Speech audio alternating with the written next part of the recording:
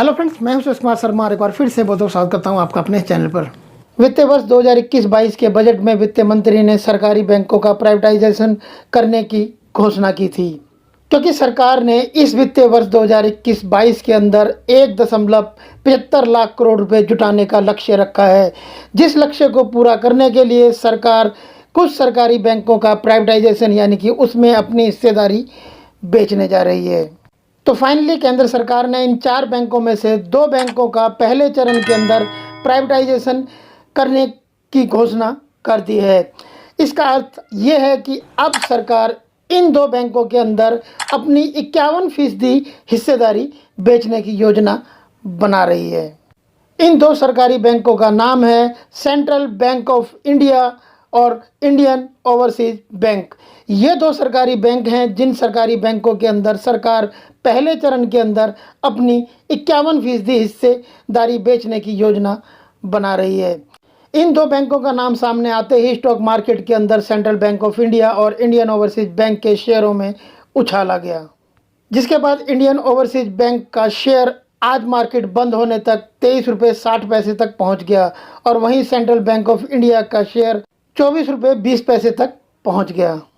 आपको यहां पर यह भी बता दें कि केंद्र सरकार को इन दोनों बैंकों का प्राइवेटाइजेशन करने के लिए बैंकिंग रेगुलेशन एक्ट में बदलाव करना होगा और साथ ही दूसरे जो कानून हैं इनसे जुड़े हुए उनमें भी बदलाव करना होगा। साथ ही आरबीआई यानी कि रिजर्व बैंक ऑफ इंडिया के साथ भी चर्चा करनी होगी। इन दोनों बैंकों का प्राइवेटाइजेशन करने के लिए नीति आयोग ने पहले ही सिफारिश कर दी थी। प्राइवेट होने के बाद दोनों bank central bank of India और इंडियन ओवरसीज बैंक के शेयर बाजार में मार्केट वैल्यू इनके शेयर प्राइस के मुताबिक 44,000 करोड़ रुपए है, जिसमें इंडियन ओवरसीज बैंक का मार्केट कैप 31,641 करोड़ रुपए है। अब इन दोनों बैंकों के प्राइवेट होने के बाद इन दोनों बैंकों के जो खाता धारक हैं उनके मन में कई सारे सवाल हैं कि उनके ऊपर इन बैंकों के प्राइवेट होने के बाद क्या असर पड़ेगा, और साथ ही आगे आपको बताएंगे कि इन बैंकों के अंदर जो कर्मचारी काम करते हैं वो क्यों नहीं चाहते हैं कि ये जो सरकारी बैंक हैं ये प्राइवेट हो जाएं। तो यदि ये 4 बैंक प्राइवेट हो जाते हैं या फिर 2 बैंक प्राइवेट पहले हो जाते हैं तो उनके जो खाता धारक है उन पर कोई ज़्यादा खास असर नहीं पड़ेगा। उनका जिस तरीके से उनके अकाउंट्स के अंदर पैसा डिपॉजिट है, उन्होंने जिस तरीके से लोन लिए हुए हैं या फिर उन्होंने कोई भी बैंकिंग की सर्विस ली हुई है वो पहले की तरह ही काम करती रहेंगी। इनमें कोई ज़्यादा खास असर नहीं पड़ेगा। हालांकि आपको ये बता दें कि उन पर कुछ थोड़ा बहुत जोखिम हो सकता है, और वो जोखिम केवल इतना हो सकता है कि ये बैंक अगर प्राइवेट हो जाते हैं तो इनकी सर्विस उन्हें बेहतर तरीके से मिल सके। इसके लिए बैंक अपने बैंकों पर काम करेंगे और आपको अच्छी सर्विस देने के लिए हो सकता है कि आपके जो बैंकिंग के चार्जेस हैं उन चार्जेस को बढ़ा दिया जाए।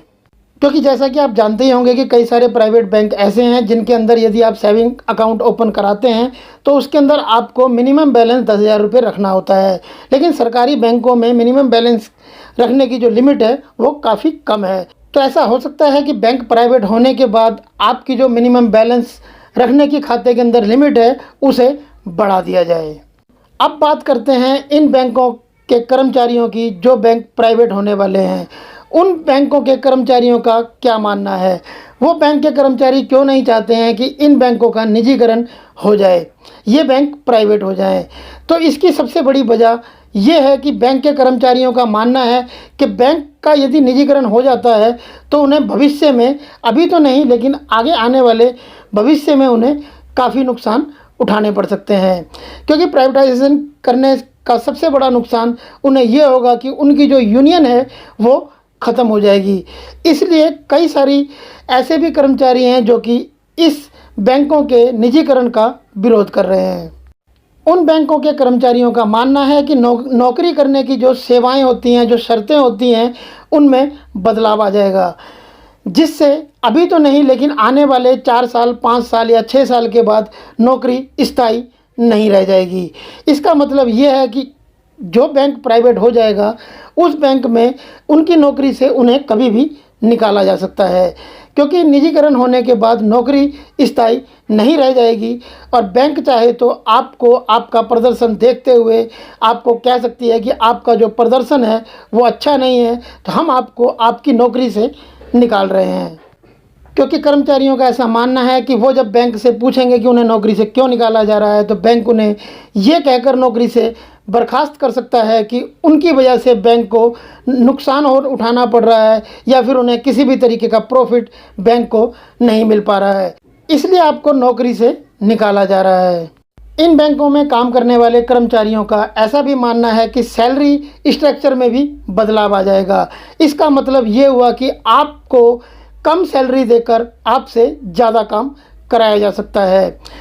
बैंक यदि प्राइवेट हो जाते हैं तो बैंक चाहे तो 7 या 8 घंटे की बजाय आपको 12 घंटे काम करने के लिए भी कह सकते हैं और हो सकता है कि आपको जो सैलरी है वो भी 7 से 8 घंटे की ही दी जाए, क्योंकि बैंकों का प्राइवेटाइजेशन होने के बाद सरकार का इन बैंकों पर कोई भी नियंत्रण नहीं रह जाएगा।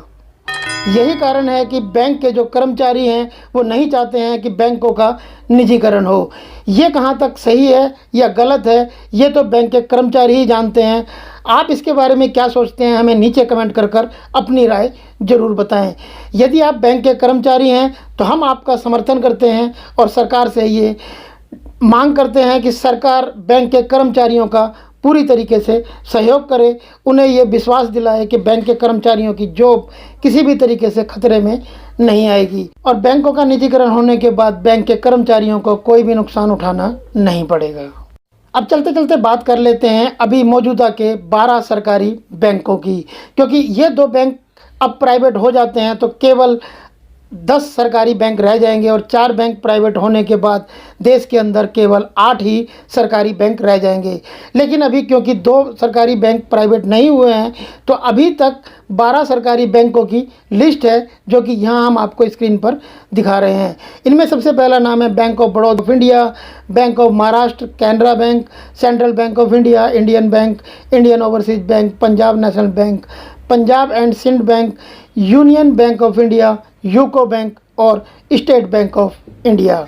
तो आपको क्या लगता है कि सरकार जो इन सरकारी बैंकों का प्राइवेटाइजेशन कर इनमें अपनी हिस्सेदारी बेच रही है, ये कहाँ तक सही है या फिर गलत है? आपकी जो भी राय हो हमें आप नीचे कमेंट कर ज़रूर बताएं। आई होप फ्रेंड ये वीडियो आपके लिए जरूर हेल्पफुल रहा होगा। बैंकिंग के और ज़्यादा बेहतरीन वीडियोस के लिए आप हमारी बैंकिंग की प्लेलिस्ट जाकर देख सकते हैं। प्लेलिस्ट का लिंक आपको इस वीडियो के नीचे डिस्क्रिप्शन में मिल जाएगा। यदि आपको वीडियो पसंद आया हो तो वीडियो को लाइक करें, शेयर करें अपने दोस्तों के साथ व्हाट्सएप और फेसबुक पर। अगर अभी तक आपने हमारे चैनल को सब्सक्राइब नहीं किया था तो नीचे लाल वाले सब्सक्राइब के बटन को प्रेस कर चैनल को सब्सक्राइब कर लें। बराबर में बेल का आइकॉन है, इसे भी जरूर प्रेस करें ताकि जब भी हम इस चैनल पर अपना कोई नया वीडियो अपलोड करें तो उसका नोटिफिकेशन आपको सबसे पहले मिल जाए। यदि आपने चैनल सब्सक्राइब किया हुआ तो आपका बहुत बहुत धन्यवाद। फिर मिलते हैं आपसे ऐसी किसी बेहतरीन जानकारी के साथ नेक्स्ट वीडियो में। तब तक के लिए गुड बाय, टेक केयर, जय हिंद।